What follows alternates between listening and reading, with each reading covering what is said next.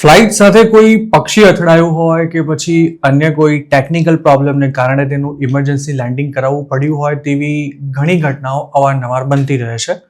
પરંતુ એર ઇન્ડિયાની શિકાગોથી દિલ્હી આવી રહેલી ફ્લાઇટને ક્યારે પણ ના સાંભળી હોય તેવી ટેકનિકલ સમસ્યાને કારણે અડધા રસ્તેથી પાછા ફરવું પડ્યું હતું. અને જ્યારે આ ટેકનિકલ સમસ્યાનો ખુલાસો થયો ત્યારે સૌ કોઈ આશ્ચર્યમાં મુકાઈ ગયા હતા. ગત બુધવારે એટલે કે 5 માર્ચે નવી દિલ્હી આવી રહેલી એર ઇન્ડિયાની ફ્લાઇટને ટેકનિકલ કારણોથી 10 કલાકે પાછા શિકાગો એરપોર્ટ પર લેન્ડ થવું પડ્યું હતું. જોકે તે વખતે તો એરલાઇને તેના વિશે કોઈ ઓફિશિયલ માહિતી બહાર નહોતી પાડી, પરંતુ હવે આ ટેકનિકલ કારણનો ખુલાસો થઈ ગયો છે.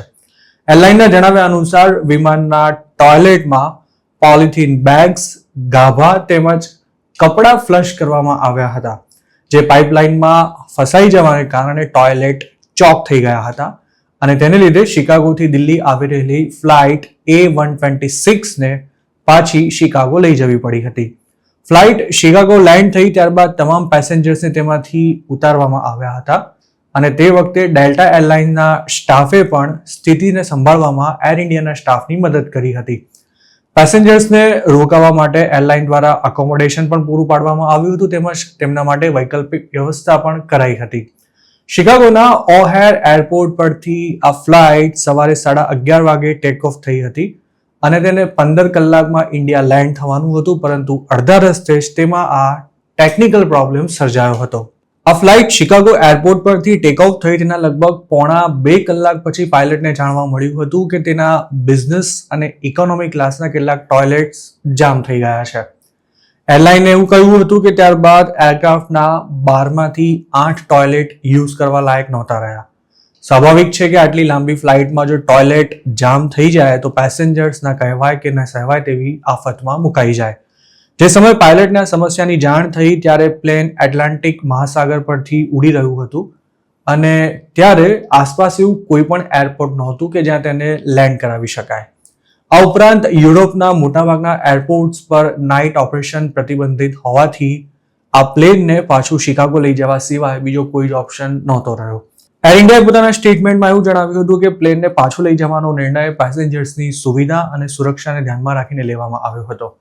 આ ફ્લાઇટ શિકાગો લેન્ડ થઈ ત્યારબાદ તેના ટોયલેટ્સને નોર્મલ કરવા માટે ખૂબ જ જહેમત ઉઠાવવી પડી હતી અને તેના કારણે આ પ્લેન 2 દિવસ શિકાગો એરપોર્ટ પર જ રહ્યું હતું. આ ઘટના બાદ એર ઇન્ડિયાએ પ્લેનના ટોયલેટ્સનો ઉપયોગ જેના માટે તે બન્યા છે તે જ ઉદ્દેશ્ય માટે કરવા માટે પેસેન્જર્સને રિક્વેસ્ટ કરી હતી. એરલાઇને જણાવ્યું હતું કે પહેલા પણ તેની ટીમ્સને અન્ય ફ્લાઇટ્સના શૌચાલયોમાંથી બ્લેન્કેટ, ઇનરવેર તેમજ ડાયપર જેવી વસ્તુઓ ફસાયેલી મળી હતી. જોકે એવિએશન એક્સપર્ટ્સ એર ઇન્ડિયાના ખુલાસા સામે સવાલ ઉઠાવી રહ્યા છે. તેમનું એવું કહેવું છે કે લાંબા અંતરની ફ્લાઇટમાં ટોયલેટનું ચોક થઈ જવું કોઈ સામાન્ય વાત નથી. તેમણે આ ઘટના પર આશ્ચર્ય વ્યક્ત કરતા એમ પણ કહ્યું હતું કે કોઈ ફ્લાઇટે હજુ અડધું અંતર જ કાપ્યું હોય અને તેના 12માંથી 8 ટોયલેટ જામ થઈ જાય તેવું આજ દિન સુધી ક્યારેય નથી સાંભળ્યું. એર ઇન્ડિયાની શિકાગોથી દિલ્હી આવતી ડાયરેક્ટ ફ્લાઇટ 14 કલાક અને લગભગ 20 મિનિટમાં અમેરિકાથી ઇન્ડિયા આવી જાય છે. આ ફ્લાઇટ માટે એરલાઇન બોઈંગ 777-300ER એરક્રાફ્ટ યુઝ કરે છે, જેમાં 400 જેટલા પેસેન્જર્સ સમાઈ શકે છે.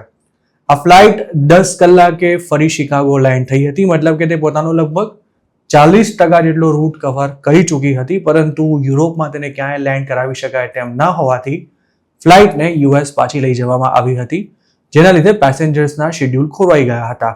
આ પહેલા પણ એર ઇન્ડિયાની શિકાગોથી દિલ્હીની ડાયરેક્ટ ફ્લાઇટ વિવાદોમાં આવી ચૂકી છે.